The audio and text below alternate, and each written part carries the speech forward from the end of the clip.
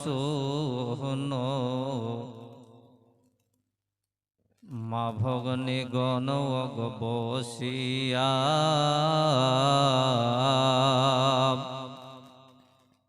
আমুর্দা bag দে কে রূপে এ জান কান্দিয়া শোনো শোনো মা ভগনী গণ বসিয়া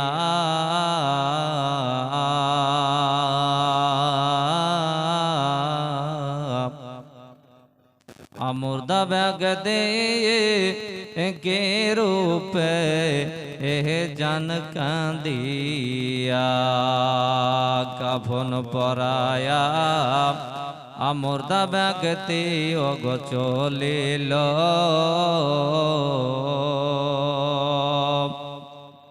কেন্দে কেন্দে মুর্দা ব্যাগতে বলিল যে চারজনা আনিয়ে জান গো আমাকে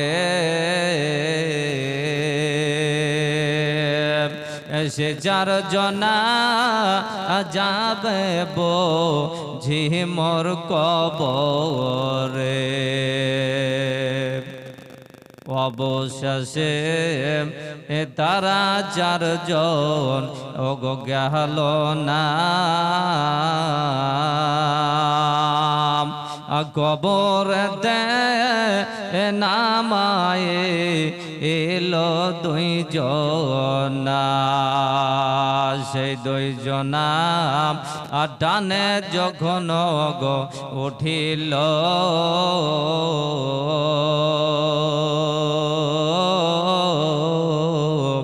সারে সারে বাঁশের ফালা বিছাইল বাঁশের ফালা দেখে মুর্দা কান্দে হাই রে হা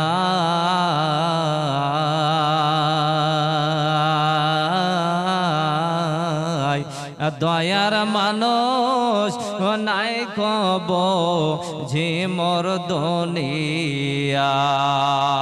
কোথায় রইলে প্রাণের আমা ওগ বসিয়া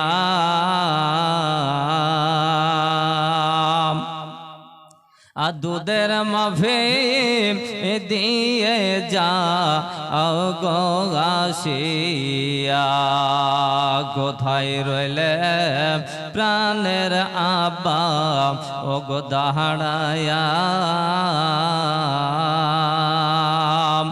হতা ভাগার দুঃখ দেখে জানা আসিয়া কোথায় রইলে প্রাণের স্ত্রী পুত্র ওগ বসিয়া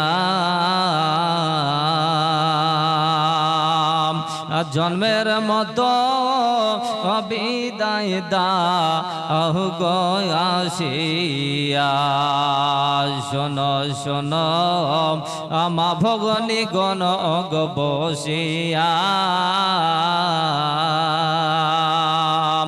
মুর্দা ব্যাগ দে কে রূপে এ জান কান্দিয়া শোনো শোনো ভাই ভগনী গণ অগ বসিয়া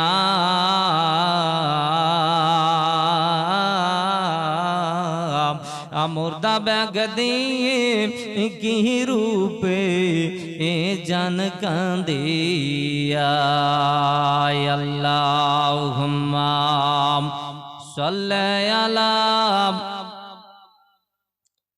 মাওলানা মুহাম্মদ সাল্লাল্লাহু আলা মুহাম্মাদিন মোহাম্মদ হরদম জবান সে কালো পাক নামে মোহাম্মদ হরদম জবান সে কালো শফি আনা মুহাম্মাদ সাল্লাল্লাহু তাআলা আলাইহি ওয়াসাল্লাম। বাপজি আমার ভাইরা মায়েরা গো, এমন তো অবস্থায় বেরাদার একদিন কিন্তু সবাইকে আপনার মারা যেতে হবে। মহান আল্লাহ পাক আল্লাহ তাআলা যার জন্য কুরআন মাজিদের মধ্যে ঘোষণা করে জানিয়ে দিয়েছেন কুল্লু নাফসিন যায়কাতুল মাউত, অর্থাৎ আল্লাহ পাক আল্লাহ তাআলা বলেন কুল মানে হলো আপনার সমস্ত।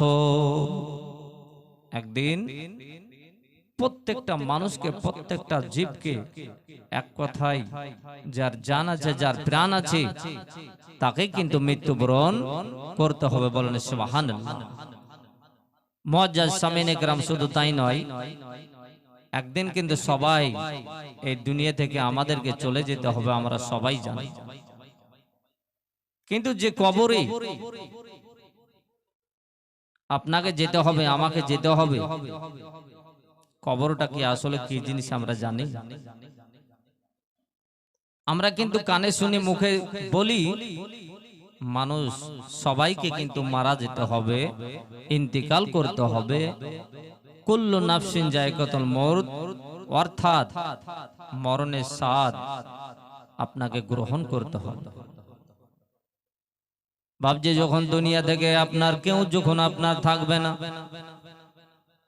দুনিয়া থেকে আপনাকে বিদায় নিতে হবে, আপনাকে চলে যেতে হবে, আমাকে চলে যেতে হবে।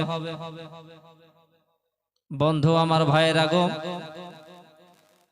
বাবা চলে গেলে বাবার জন্য আমরা কাঁদতে থাকবে, মা চলে গেলে মায়ের জন্য কান্না করবে, দাদা মারা গেলে দাদার জন্য কান্না করতে থাকবে। বন্ধু আমার ভাইয়েরা গো,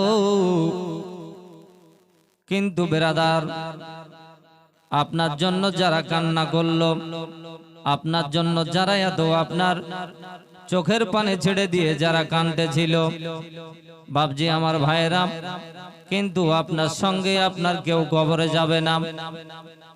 পৃথিবীর বুকে যখন আপনি এসেছেন, মায়ের কোলে আপনি ভূমিষ্ঠ হয়েছেন, তখন আসার সময় আপনি যখন একা এসেছেন, আবার কিন্তু আপনাকে খালি হাতে এই দুনিয়ার সমস্ত কিছু আপনাকে ত্যাগ করে, আপনার সঙ্গে সোনা যাবে না, আপনার সঙ্গে জমি জায়গা যাবে না, ঘর বাড়ি যাইবে না, আপনার সঙ্গে কেউ বিবি বাচ্চা যাবে না, বন্ধু বান্ধব কেউ যাবে না। বন্ধু একাই যেমন এসেছি, আবার কিন্তু একাই চলে যেতে হবে বেরাদার। তখন যখন চলে যেতে হবে, তো চলে যখন যেতে হবে, তো এই দুনিয়াতে আসার পরে এত আমাদের অহংকার কেন, এত আপনার হাসি মজাক কেন? বন্ধু গো, যদি আপনার মনে কবরের ভয় থাকতো, আপনার কাছে যদি মরণের আপনার ডর থাকতো, তাহলে কিন্তু আমরা দুনিয়াতে এই দুনিয়া নিয়ে কিন্তু আমরা মেতে থাকতাম না।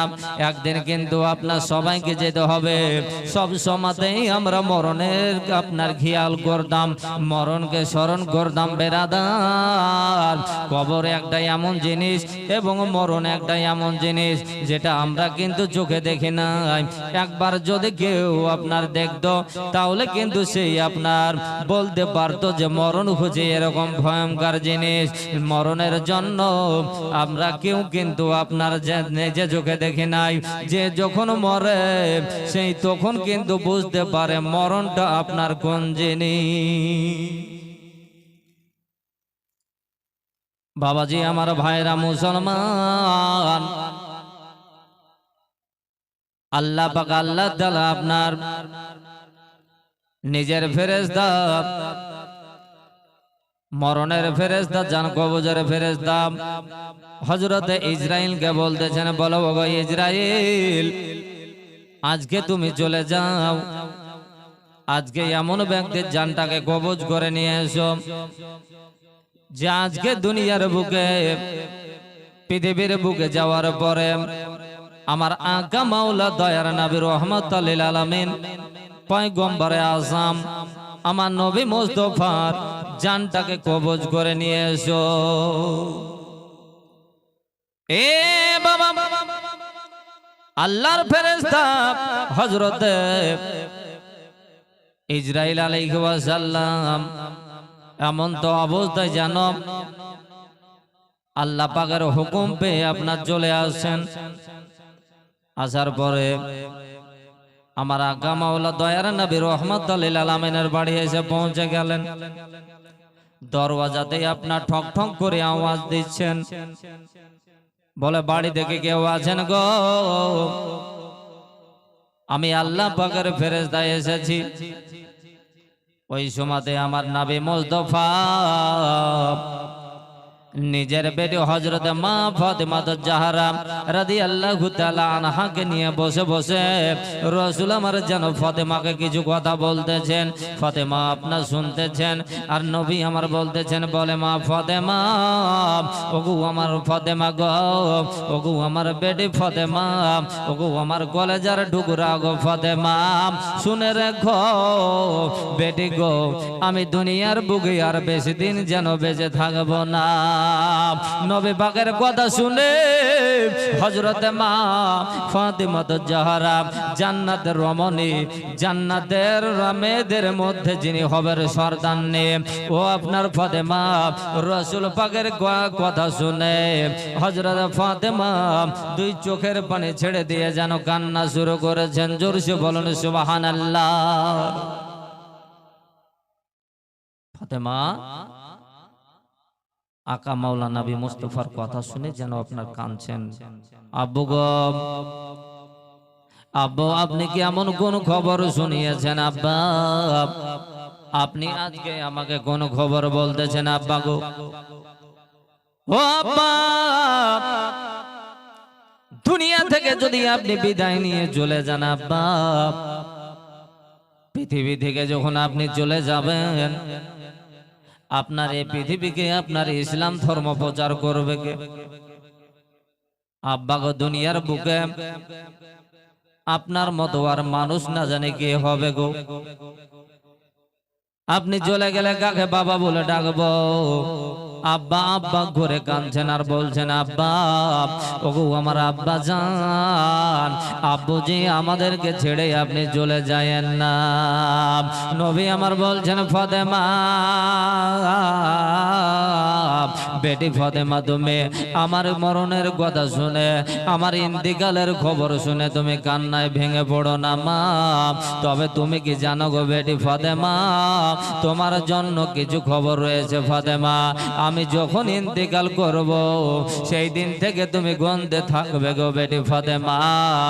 একদিন 2 দিন করতে করতে আপনার যখন 6 মাস পূর্ণ হয়ে যাবে, আমার ইন্তিকালের 6 মাস পরে বেটি তুমিও দুনিয়া থেকে বিদায় হয়ে চলে যাবে। শুধু তাই নয় ফাতেমা গো, দুনিয়ার কোন জিনিস থাকবে না।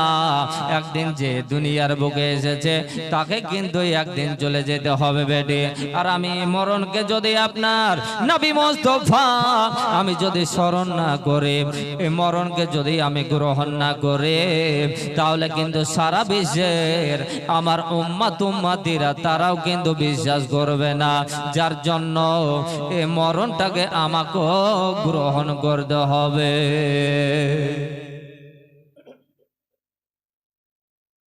বাবাজি,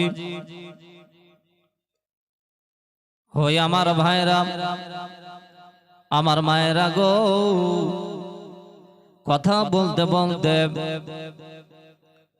দেখা গেল বাড়ির বাইরে দরওয়াজা থেকে যেন এসে আওয়াজ দিচ্ছেন।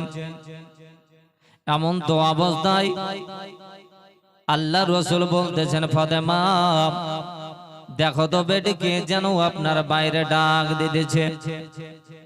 এমন তো অবস্থায় জানো আল্লাহর নবী বেটি নবী মুস্তাফার বেটি হযরত ফাতেমা জাহরা রাদিয়াল্লাহু তাআলা আনহা, উনি আপনার জানো দরওয়াজাটাকে গিয়ে আপনার খুলে দিলেন।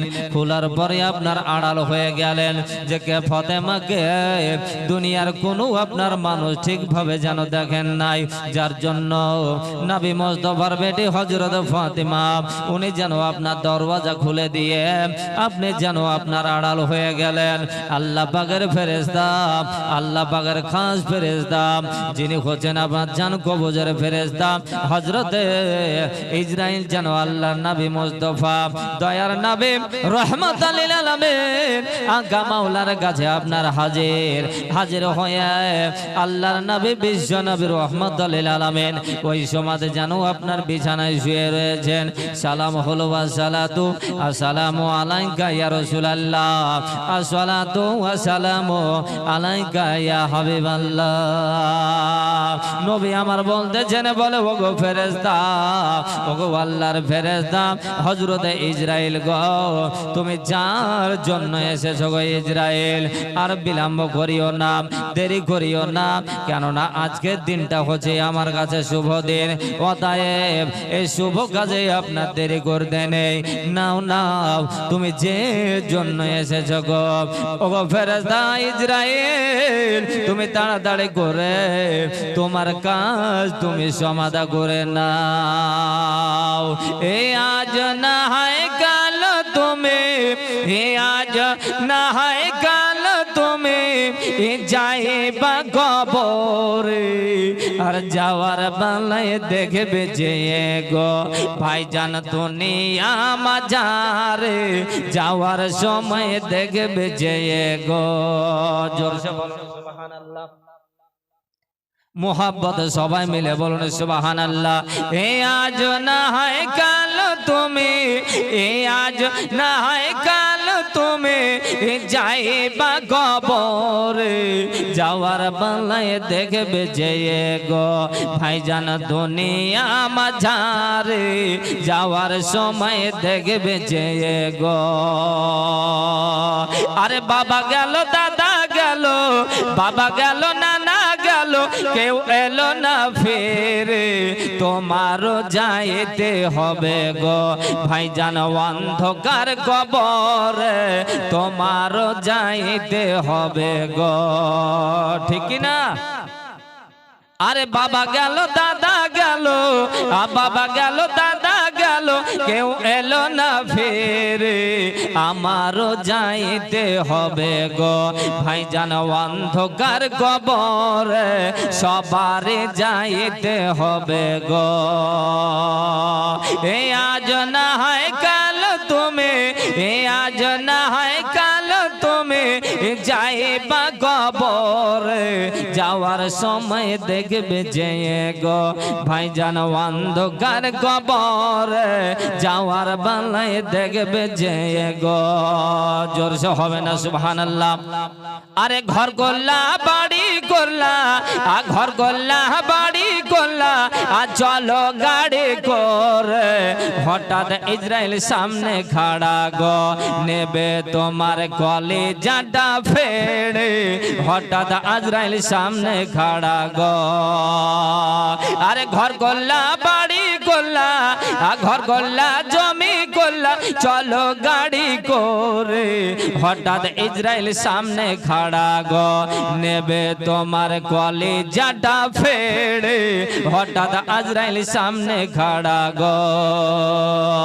এ আজ না হয় কাল তুমি এ আজ না হয় কাল তুমি যাইবা কবরে যাওয়ার বেলায় দেখবে যে গো ভাইজান অন্ধকার কবরে যাওয়ার সময় দেখবে যে গো। বাবা আমার বন্ধুরা আমার মায়েরা গো শুনে যান একটু রাতের বেলায় একটু আপনার শুনে যান কবর আপনার এমন ভয়ঙ্কর জায়গা আবার ওই কবর খুঁজে আপনার মুমিন মানুষের জন্য ইমানদার মানুষের জন্য এত সুন্দর শান্তিময় জায়গা বেরাদার গো ওই কবরে আপনার যেতে হবে আমাকে যেতে হবে সবাইকে যেতে হবে ওই কবরে।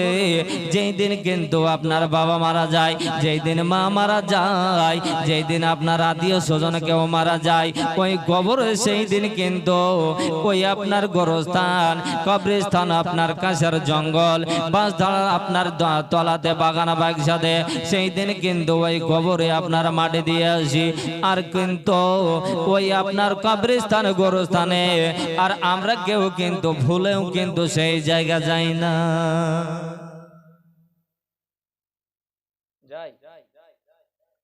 কিন্তু আমার আকা মাওলা দয়ার নবী রহমাতুল লিল আলামিন পয়গম্বরে আযম গায়েবের সংবাদদাতা নবী ও নবী মুস্তাফা প্রতিদিনের তরে রাত্রি বালাতে নিজের ঘুমকে হারাম করে মা ও বাবাকে জিয়ারত করতে যেতেন, দেখা করতে যেতেন। কবর জিয়ারতের উদ্দেশ্য মা বাবাকে দেখা করা। তাই প্রতিদিন রাত্রির বেলাতে উনি ঘুমকে কামাই করে নিজে ঘুম না পেড়ে বড় কষ্ট করে উনি প্রতিদিন যেতেন মা ও বাবাকে জিয়ারত করতে। আর জিয়ারত করা হচ্ছে রাসূলুল্লাহ সুন্নাত। বলেন সুবহানাল্লাহ। আমরা কিন্তু কবর জিয়ারত করি, এমনকি কেউ যদি আমাদের মারা যায় তো আমরা 4 দিনের চাহরম করি, মিলাদ মাহফিল করি। মৃত্যু ব্যক্তির জন্য, মুর্দা ব্যক্তির জন্য আমরা চাল্লিশা করি। কিন্তু কিছু আপনার ইহুদি, আপনার ওহাবি দেওবন্দি কাদিয়ানি যারা আছে, তারা আবার বলে যে আপনার মানুষ মারা গেলে পারে তাদের কোনো জিনিসেরই প্রয়োজন নেই এবং তাদের জন্য মিলাদ মাহফিল কোনো জিনিসেরই আপনার দরকার নেই। এমনকি যারা করে তারা শিরকি কাজ করে, নাউজুবিল্লাহ। কিন্তু বন্ধু আমার ভাইরা, কবর জিয়ারত করা হচ্ছে নবী মুস্তাফার সুন্নাত। এবং আপনারা আমার জিনারা চলে গেছেন, তিনারা আপনার কাছে জমি জায়গা টাকা পয়সা সোনা দানা বাড়ি গাড়ি কিছুই কিন্তু তারা চাই না। চাই শুধু আপনার দেখা যায় আপনার দিকে আমার দিকে চেয়ে বসে থাকে চাতক পাখির মতো, যে আমার ছেলে হয়তো আমার জন্য হয়তো দোয়া করছে, আমার ছেলে জানো আমার জন্য হয়তো কোরআন তেলাওয়াত করছে। ওই মুর্দা ব্যক্তি আপনার তাকিয়ে থাকে বেটা বেটির দিকে, যে আমার ছেলে মেয়ে হয়তো আপনার ফকির মিসকিনকে কিছু খাওয়াচ্ছে, কিছু দান করছে, আমার জন্য কিছু হয়তো সাদকা করছে, দোয়া করছে। এ তারা হচ্ছে দোয়ার জন্য চেয়ে বসে থাকে। আর দেওবন্দি ফরাজি ওহাবি তারা বলে যে আপনার মুর্দা ব্যক্তি যারা মরে যায় তারা আর কিছুই আপনার লাগে না, নাউজুবিল্লাহ। আর আমরা কিন্তু আপনার কেউ যদি মারা যায় চাহরম চাল্লিশায় এমনকি আপনার কুল খতম করি। আর এই ফিতরাখোর এরা বলে যে আপনার মৃত্যু ব্যক্তির বাড়িতে এমনকি খাওয়াও যাবে না, তাও কিন্তু আপনার নিষেধ করে দিয়েছে যে খাওয়া দাওয়া এসব আপনার করা যাবে না। বেরাদার, তাই বলতেছিলাম ভাইজান গো, প্রতিদিন রাত্রে বেলাতে আপনার নবী, আমার নবী, নিজের বেটি হযরত, নিজের আপনার বেবি, নিজের ছোট স্ত্রী হযরত আয়েশা সিদ্দিকা রাদিয়াল্লাহু তাআলা আনহার পাশে আপনার সন আয়েশার কাছে যখন আপনার শুয়ে থাকেন, আস্তে আস্তে রাত্রি যখন আপনার গভীর হয়ে যায়, খুব মনোযোগ দিয়ে শুনুন বেরাদার, রাত্রি যখন গভীর হয়ে যায় এমন তো অবস্থায় তখন আপনার নির্ঝুম রাত্রি বেলাতে মহল্লার লোক, গ্রামের লোক সবাই যখন আপনার ঘুমিয়ে যায়, আল্লাহ রসুল আকা মাওলা আমার চুপ করে যেন আপনার উঠেন, বিছানাটাকে আপনার ছেড়ে দেন। বিছানা ছেড়ে দিয়ে আল্লাহ রসুল যেন আপনার হাঁটতে শুরু করেন। যেতে যেতে যেতে যেতে যেতে আস্তে আস্তে যেতে যেতে যেতে প্রতিদিন যেন আপনার বাবা ও মাকে জিয়ারত করতে যান। বলেন সুবহানাল্লাহ। একটা মানুষ প্রতিদিন যদি আর একটা মানুষের পাশে থেকে এইভাবে আপনার উঠে চলে যায়, একদিন, 2 দিন, 3 দিন করতে করতে পাশের মানুষটাও কিন্তু বুঝতে পারে।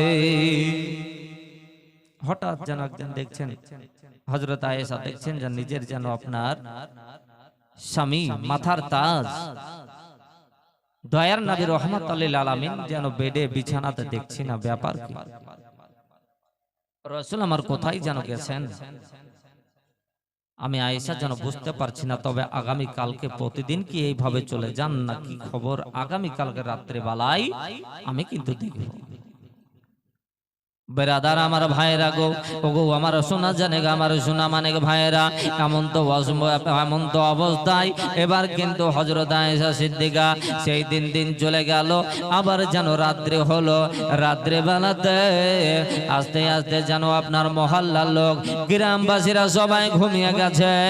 এমন তো অবস্থায় যখন নিঝুম রাত্রি হয়ে গেছে গো, এই বেরাদার আমার ভাইরা, আল্লাহ রসুল আকা মাওলা দয়ার নবী রাহমাতুল লিল আলামিন আলামিন নবী আমার যেন আপনার চুপ করে উঠলেন, ওঠার পরে বিছানাকে ছেড়ে দিলেন, ছেড়ে দেওয়ার পরে আরামের ঘুমকে হারাম করে দিয়ে রাসূল আমার যেন আস্তে আস্তে যেতে যেতে চলতে শুরু করলেন, যেতে যেতে যেতে যেতে যেতে এমন তো অবস্থায় নবী আমার কিছুটা দূর যেমনই আপনার গেছেন হযরত আয়েশা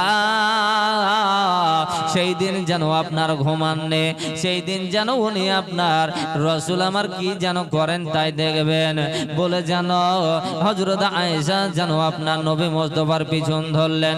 আল্লাহ রাসূল যেমনি যেমনি আপনার বাড়েন, যেমনি যেমনি ভাবে আপনার যান, আর তেমনি তেমনি ভাবে কিছুটা দূরে যেন আয়েশাও চলতে শুরু করলেন। জোরসে বলেন বাপজি সুবহানাল্লাহ। এ বাবা মুসলমান দরদে ভাইরা গো, এমন তো অবস্থায় যেতে যেতে আপনার আল্লাহ রাসূল যেমনে যেমনে ভাবে যাচ্ছেন, আর কিছুটা দূরে তেমনি ভাবে নিজের বিবি হযরত আয়েশা যাচ্ছেন। যেতে যেতে ফাঁকা মরুভূমি বালির জলের উপর দিয়ে আপনার চলতেছিলেন, চরের উপরে চলতে চলতে একটা যেন আপনার চরের উপরে আলের মতন একটা উঁচু ঢিবি জায়গা দেখে আমার দয়ার নবী রাহমাতুল লিল আলামিন পয়গম্বর আসাম রাসূল আমার উঁচু ঢিপি জায়গাটাতে চুপ করে বসলেন। বসার পরে আল্লাহ রাসূল যেন দুই চোখের পানি ছেড়ে দিয়ে কাঁদতে শুরু করলেন। বলে জননী মা মা বলে কাঁদতে শুরু করলেন, দুই চোখের পানি ছেড়ে দিয়ে কাঁদতেছেন। এমন তো অবস্থায় হাও মা করে মা মা করে ডাকছেন আর কাঁদছেন। কিছুক্ষণ পরে দেখা গেল একটা যেন আপনার সাদা কাপড় পরা মহিলা এসে যেন আমার রাসূলের সম্মুখে হাজির হলেন। আঁচল দিয়ে নিজের ছেলের চোখের পানিগুলোকে মুছিয়ে দেয় আর বলে আমার নবী মুস্তাফার মা বলতেছেন, বলো বেটা মুহাম্মদ, ওগো আমার বেটা আহমদ, এইভাবে কেন আপনার প্রতিদিন রাত্রি বেলাতে ঘুমকে তুমি আপনার ছেড়ে দিয়ে আরামের বিছানাকে ফেলে রেখে এইভাবে কেন তুমি আমার জন্য এইভাবে আসো রে বাবা? দয়ার নবী আমার বলতেছেন, বলে মা একটা রাত্রি যদি মা তোমার চেহারা না দেখতে পাই, একদিন যদি দর্শন না হয় মা গো আমার, সেই রাত্রিটা আমার আরামের সহিত কাটে না মা, আমি আর শান্তি পাই না মা। তোমাকে যদি না দেখি তাহলে আমি মনটা বড় খারাপ হয়ে যায়, তাই তোমাকে প্রতিদিন দেখতে আসি মা। মা মা করে কাঁদছেন আর যেন নিজের মা জননী যেন আপনার করতেছেন কি ছেলের যেন আপনার আঁচল দিয়ে চোখের পানিগুলোকে মুছিয়ে দেয়। বাবা আমার মায়েরা গো, ওগো আমার দরদে মায়েরা বোনেরা, মা একটা এমন জিনিস রে বাবা, মা জানো গালে মুখেও আপনার আদর করে চুমা দেয় আর বলে বেটা মুহাম্মদ, ওগো আমার বেটা আহমদ, যাও যাও বাবা চলে যাও, আমি তোমার দুয়ার ওয়াসিলায় আমি আল্লাহ পাকের কাছে সুন্দর ব্যবস্থা আমি পেয়েছি। আল্লাহ পাক আমাকে আপনার আরামের জায়গা দিয়ে দিয়েছেন। এমন তো অবস্থায় মা যেন বুঝিয়ে বিদায় নিয়ে চলে গেলেন। আবার যেন বাবা বাবা করে কাঁদতেছেন। এমন তো অবস্থায় দেখা গেল আবার যে আপনার নবী মুস্তাফার সম্মুখে নিজের যেন আব্বা এসে হাজির। বেটা আপনার বলতেছেন, বলে আহমদ, ও আমার বেটা মুহাম্মদ, এইভাবে কেন তুমি কষ্ট করে প্রতিদিন আসো আর এইভাবে কেন তুমি কান্না করতে থাকো রে বাবা? নবী আমার বলতেছেন, বলে আব্বা গো, ওগো আমার আব্বু জি গো, আমি যখন মায়ের গর্ভে 6 মাসের সন্তান, আব্বা আপনি চলে গেছিলেন আপনার ব্যবসা করতে, আপনি ব্যবসা করতে গিয়া যেন আপনি আর যেন বাড়ি ফিরেননি গো আব্বা, আর আপনার যেন চেহারা খানা আমি ছেলে হয়ে আপনার যেন চোখে নিজের দেখতে পাই নাই, আর আপনি কিন্তু বাবা হয়ে আমার নিজের ছেলের চেহারাকেও আপনি কিন্তু দেখতে পান নাই। তাই আব্বা গো, আমি আপনাকে একদিন যদি না দেখি, আমি নবী রাহমাতুল লিল আলামিন ওই বিছানায় শুয়ে যেন আপনার শান্তি পাই না।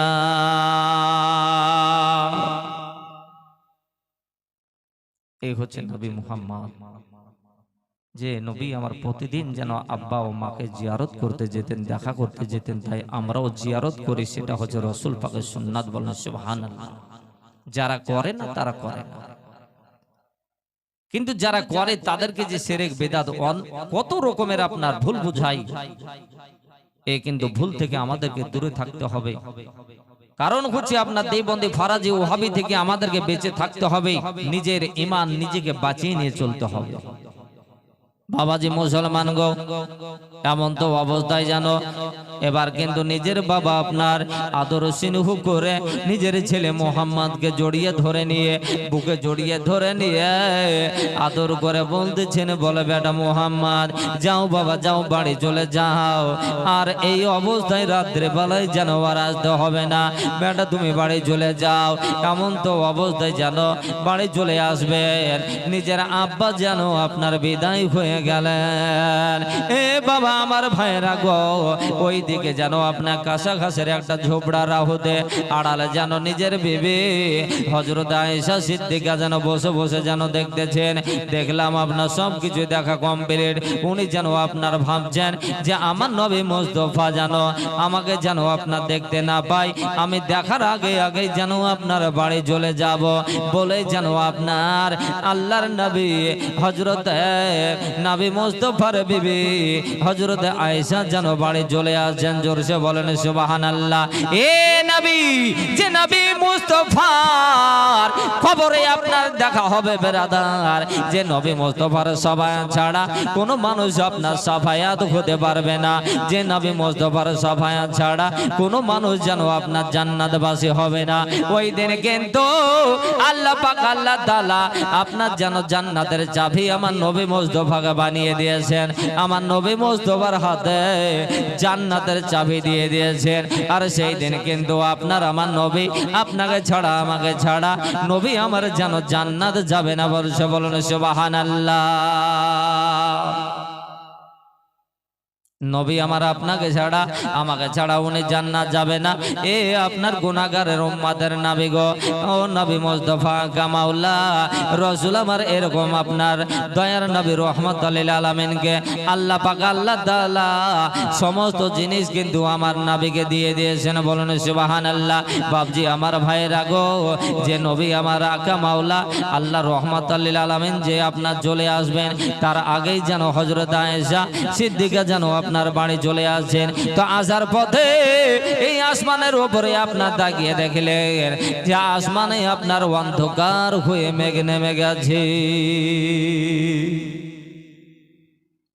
যে নবীকে পাওয়ার পরে মদিনার মাটি পর্যন্ত ধন্য, যে নবীকে পাওয়ার পরে মক্কাবাসী পূর্ণ, যে নবীকে পাওয়ার পরে আল্লাহ পাক আল্লাহ তাআলা পর্যন্ত আপনার আনন্দতে ভরপুর। বলেন সুবহানাল্লাহ।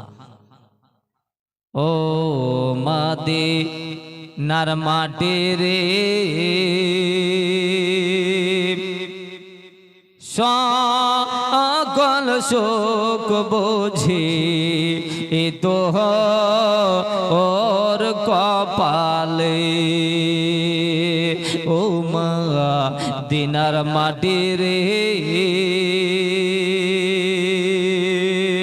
সকল সুখ বুঝি তো ওর কপালে। সবাই মিলে চিল্লে বলুন সুবহানাল্লাহ। মোহাব্বত সবাই বলুন দুই হাত তুলে ইয়া রাসূলুল্লাহ। ও মদিনার মাটি রে, সকল সুখ বুঝি তো ওর কপালে। ও মদিনা রে, তোর বুকে আমার নবী যার লাগি পাগল সবে। ও মদিনা রে, তোর বুকে আমার নবী যার লাগি পাগল সবে। তার তরে এই সৃষ্টি হল ত্রিভুবন। মদিনা রে তোর বুকে পাগল সবে তার তরে এ সৃষ্টি হলো ত্রিভুবন কাঁদি আমি সারাক্ষণে কখন যাব সেখানে জোরসে বলুন না সুবহানাল্লাহ ও কাঁদি আমি সারাক্ষণে কখন যাব সেখানে সহে না আমার প্রাণে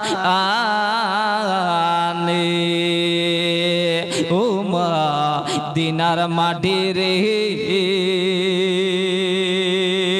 সকল শোক বোঝে তো ওর কপালে ও মদিনা রে পাখি যদি হতাম আমি উড়ে উড়ে যেতাম আমি ও মদিনা রে পাখি যদি হতাম আমি উড়ে উড়ে যেতাম আমি তবে মৃত মনের বাস ও না দেহে নাই পাখায় আমার সাথে নাই টাকায় আমার জোরসে বলুন না একবার সুবহানাল্লাহ দেহে নাই পাখায় আমার সাথে নাই টাকায় আমার কেমনে কেমনে আমি যাই সেখানে উমা দিনার মাটি রে সকল সুখ বুঝি এ তো ওর কপালে ব্রাদার এ বলে আমার বক্তব্য করলাম।